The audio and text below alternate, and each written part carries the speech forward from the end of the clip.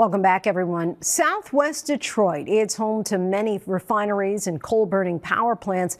It's also home to thousands of residents, many whom suffer from respiratory issues like asthma.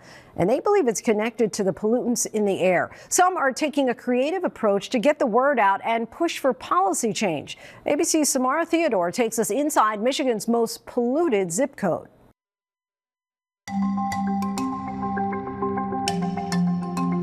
I moved to Michigan in 1996. I had a daughter. I moved here pregnant with my son. And, it really wasn't my intentions to migrate here for 26 years, but it just kind of ended up happening. When Thomasina Weston left New Jersey for Illinois, she was hoping to find a better life. Not knowing much about the area, she settled near family in Southwest Detroit. At first, she thought they would be safe. I've always had asthma, but when I moved here, it became much worse. It went to medications like Symbicort, Advair, getting a breathing machine, using the albuterol inhalant solution. Every time you go to pulmonologist, you have to do breathing tests and walking tests, and I was failing them. Breathe out. Thomasinia's two kids also have asthma and trouble breathing. They've been told because of the exposure to particles in the air. She then realized they weren't the only ones getting sick. A lot of the children in this area and adults have asthma, COPD, and other health issues. It's some sort of a smell, gives you like these terrible migraine headaches. Then you're struggling to breathe. You get lightheaded. You lick your lips. They're salty from the chemicals and dirt. It's just insane. Southwest Detroit is home to more than 150 facilities that emit potentially dangerous chemicals, possibly creating health risk. Refineries, coal-burning power plants, steel mills, water treatment plants, all adjacent to neighborhoods that are also home to more than 100,000 people. In this area, also the busiest crossing bridge in America, is the Ambassador Bridge, connecting the U.S. to Canada. Approximately 8,000 trucks cross this bridge every day. Back in the 20th century, this area was one of the few in Detroit where Black Americans fleeing Jim Crow's South were allowed to live. Little by little, it became one of the most industrialized zones in the Motor City and the most polluted zip code in Michigan. Thomasina says on top of the proximity to the plants and the bridge, her residential street also became a truck route. I want to say the trucks started increasing maybe in the year of 2012. Couldn't even rest, no. Between the smell and the vibrations and, the accumulation of dirt. And now, a new bridge is set to open up. The soon-to-be inaugurated Gordie Howe Bridge is expected to significantly increase the truck and car traffic between Detroit and Canada.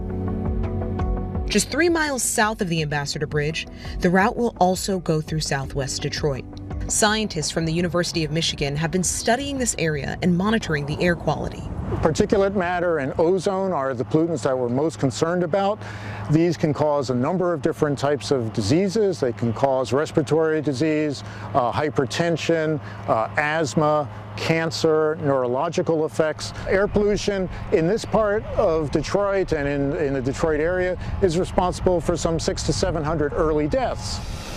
Dr. Stuart Batterman, a professor of environmental health sciences at the University of Michigan, thinks there is still a way to improve air quality in this area. This can be done by substituting cleaner processes, eliminating combustion sources where you can, putting on controls to bring down levels, using vegetation to help green the city and absorb some of the pollutants, and essentially using all the tools at our disposal to reduce emissions. A lot of people for years, way before me, have been vocal about, can you fix the situation?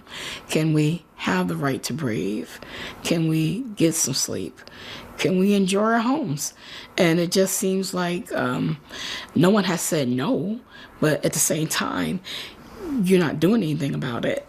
right next to their company are homes, right next to it. They share an alleyway, they share a driveway. We took part in the locally famous Toxic Tour, a program started by residents of this area to educate their neighbors. We have all this dirty oil that's being recycled. Senior centers, schools, fishing areas sit on the edges of facilities that spew potentially dangerous chemicals. We're seeing now a great many trucks come in. The truck activity is increasing here, and of course, although there's no concrete proof that these plants are causing higher rates of disease, the locals do believe there is a connection. In my household, we have 4 people, my immediate family members, who have had tumors removed. But we're lucky because we're alive, right? My neighbor has no breasts, okay? She's had a double mastectomy.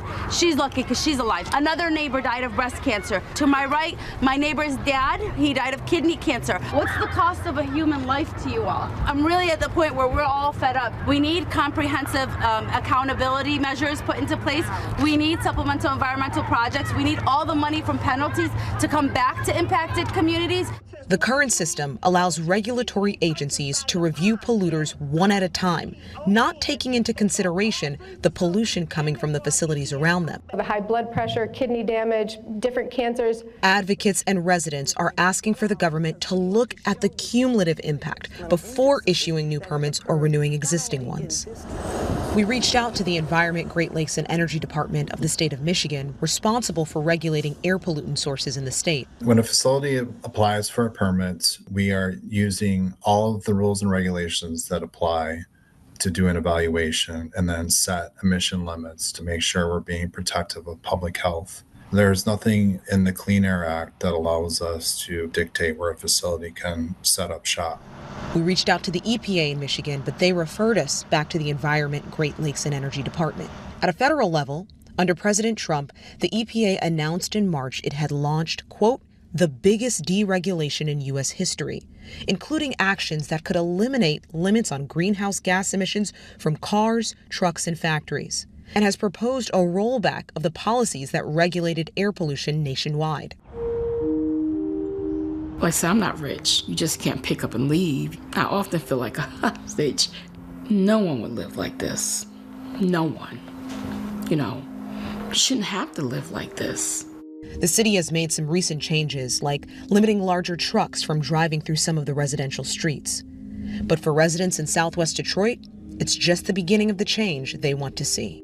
This situation needs to stop because it's killing us. I am 51 currently. I want to be 60, 70, 100, but I don't think that's going to happen in this area because every time I go to the doctor, it seems like I got something new going on. It's just on and on and on and on and on, and it's unnecessary to have to live that way. So many waiting for change. Our thanks to Somara.